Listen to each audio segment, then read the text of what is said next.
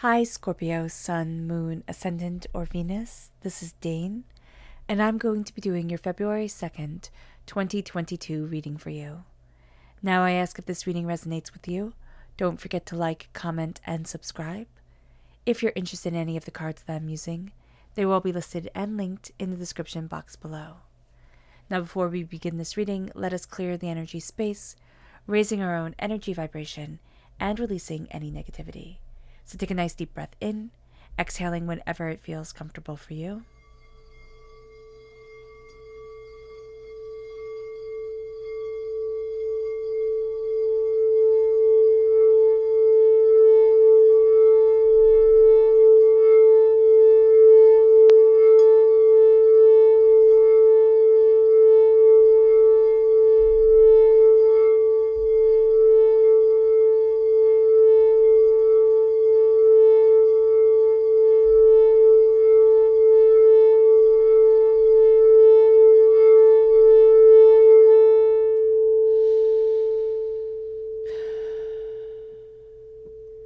Releasing all negativity from the body like storm clouds, letting yourself feel calm, centered, and at peace as we enter into this safe and loving space.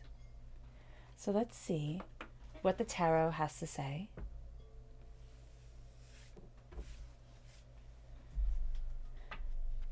February 2nd, 2022, Scorpio. Angels and spirit guides show me clearly.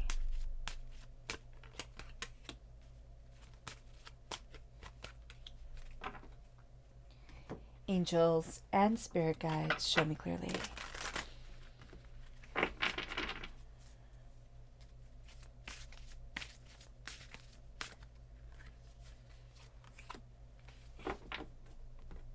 Angels and spirit guides show me clearly.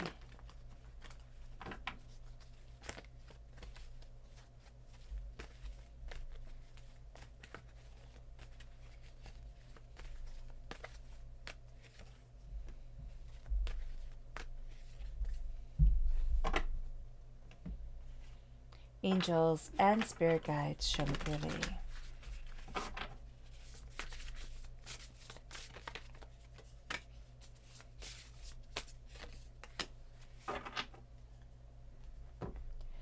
So at the bottom is our rooted self.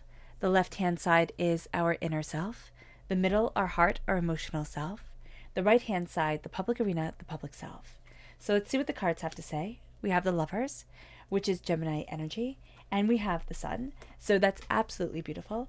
If we have Gemini energy within our natal chart, this is going to come out very powerfully in our rooted self. Then we have the Three of Swords, and we have the Knight of Wands. Fire sign energy, Aries, Leo, Sagittarius is represented by the Knight of Wands. So if we have fire sign energy within our natal chart or are born on the cusp with Sagittarius, this is going to come out very powerfully in our inner self. Then we have in our emotional self the Four of Wands and the Fool. That's brilliant.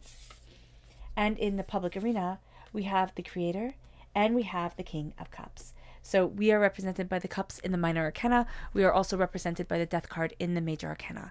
So we are going to find ourselves here really embracing our power, our insight, our ideas, and what it is that we desire in our lives and for ourselves.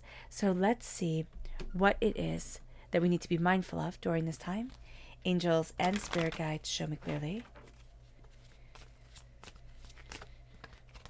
This is Freylt. This is Sagittarius energy. So we have to be very mindful of trying to make other people's ways of being kind of fit us. So it can be that we like the spiritual person, we think, oh my gosh, I'm going to do it just like them, or we like this artist or this person and we think, okay, I'm going to follow exactly what they're going to do or what they do to be successful. And what we're going to find is that that doesn't work for us. So this can even be somebody say, oh, just do exactly what I do and it will work for you. And we're going to have to find our own journey. We're going to have to take pieces from people that inspire us from all over, but we're also going to have to connect with ourselves, Scorpio. Now, what is our chakra energy? Angels and spirit guides show me clearly. This is psychic development. This is the throat chakra. No, this is the third eye chakra, which is what we've been working with the singing bull. And we're going to find that we are developing psychically during this time. Our intuition, our instinct is really starting to open up. And we're starting to open up to being able to walk forward in a new and inspiring way. If we're open to it, Scorpio, we can be quite intuitive. And that's just part of our personality trait. So let us see what the angel number 22 has in store for us. So the angel number 22 tells us that we're on the right track.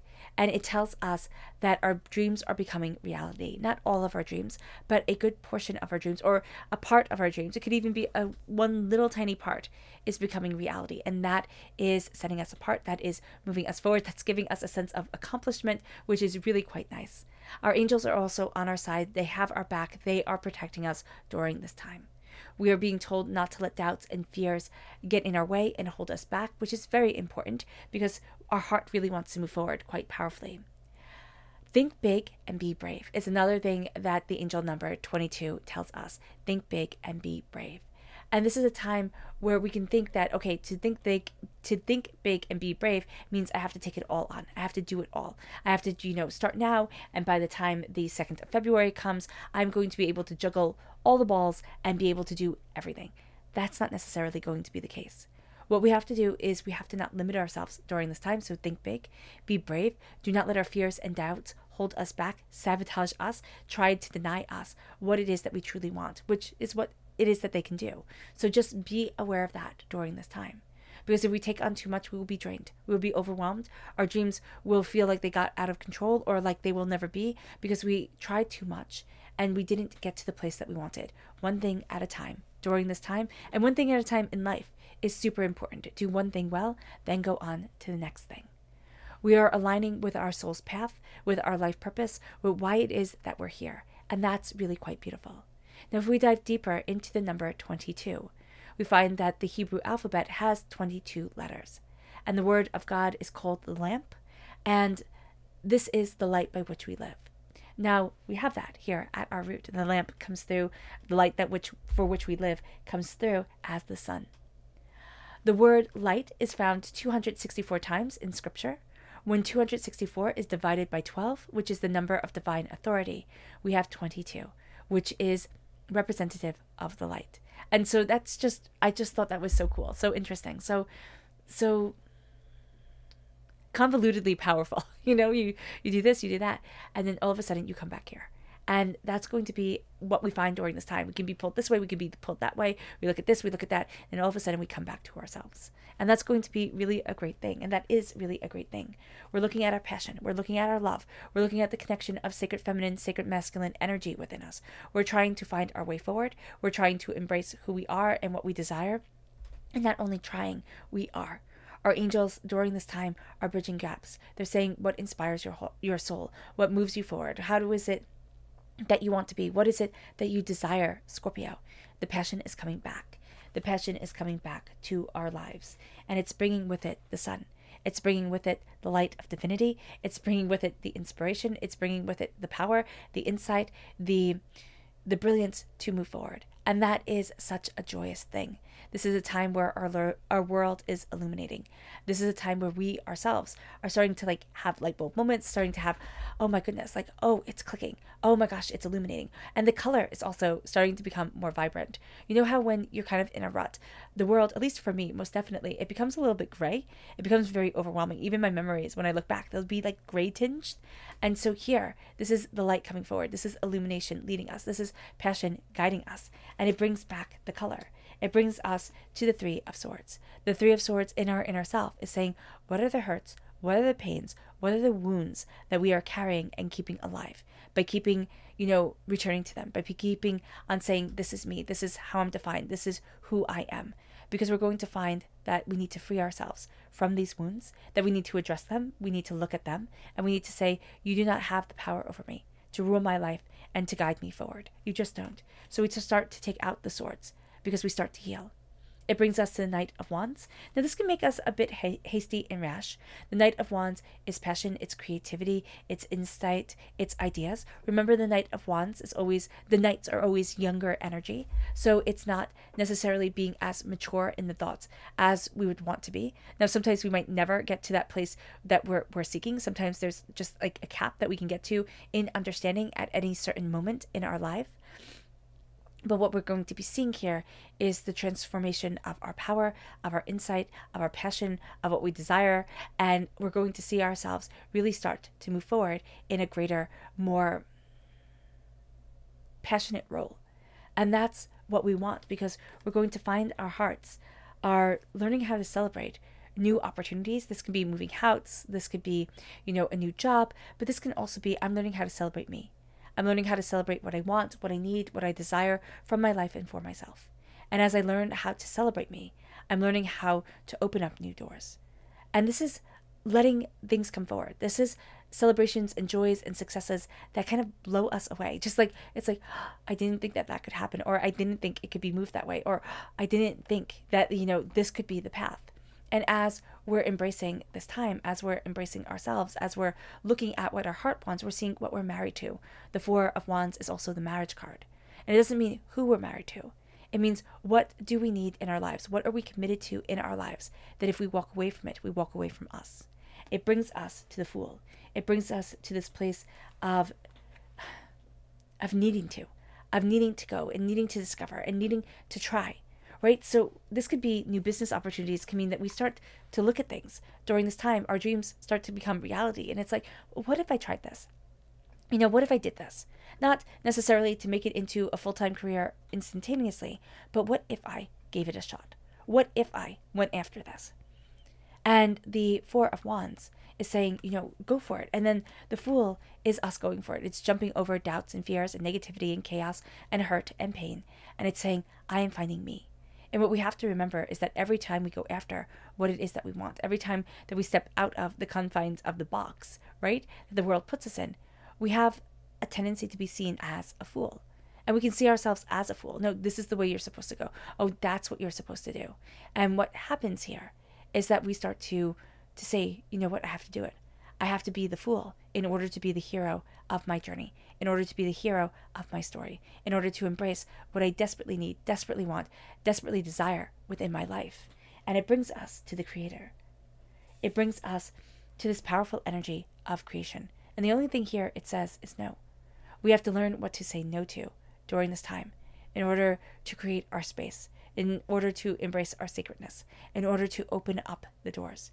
As we are creating, we are breaking down barriers. As we are creating and embracing the Creator, we are finding ourselves becoming more aware of what we love, what we want, who we are, and where it is that we need to be.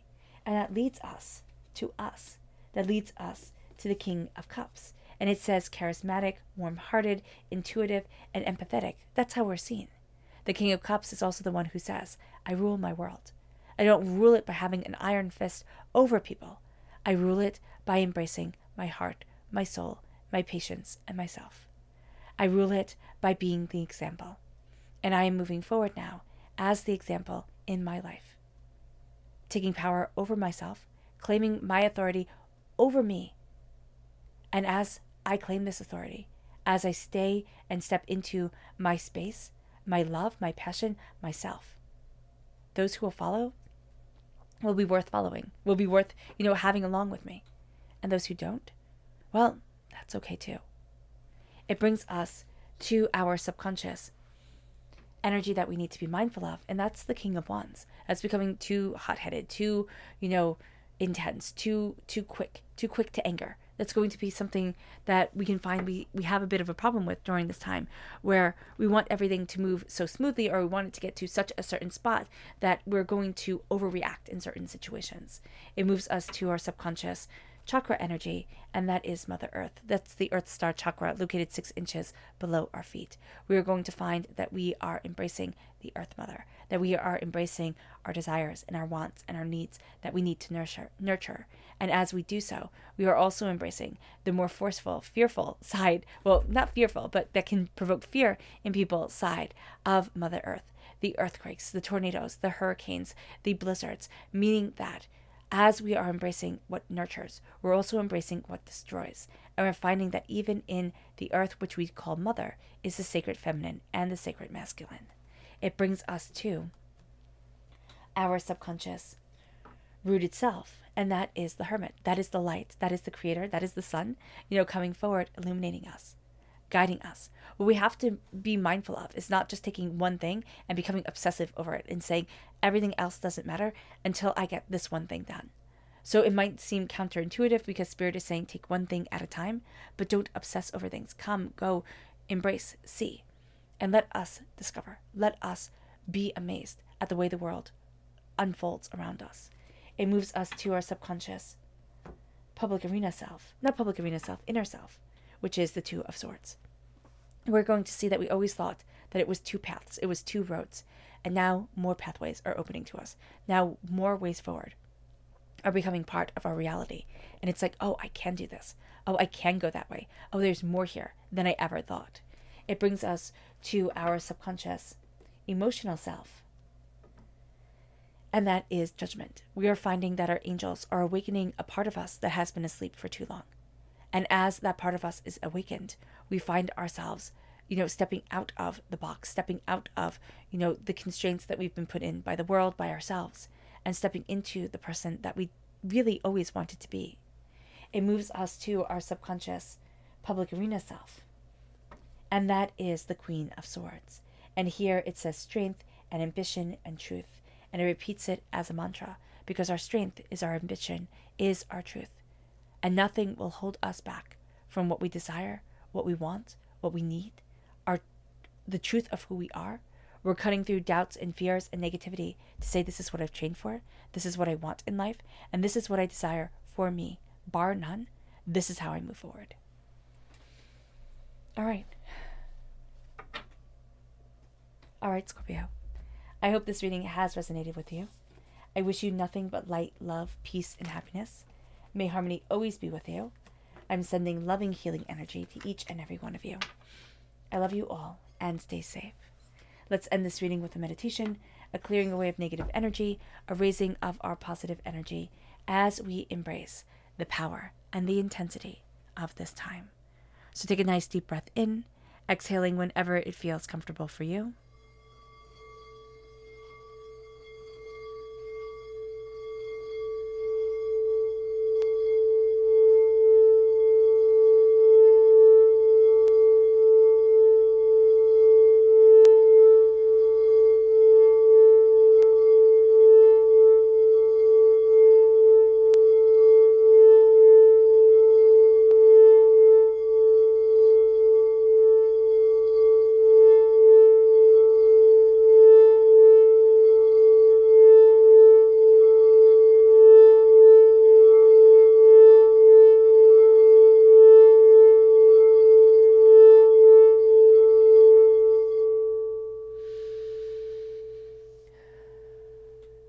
May you move forward in peace and in harmony, Scorpio, and may you have a blessed February 2nd.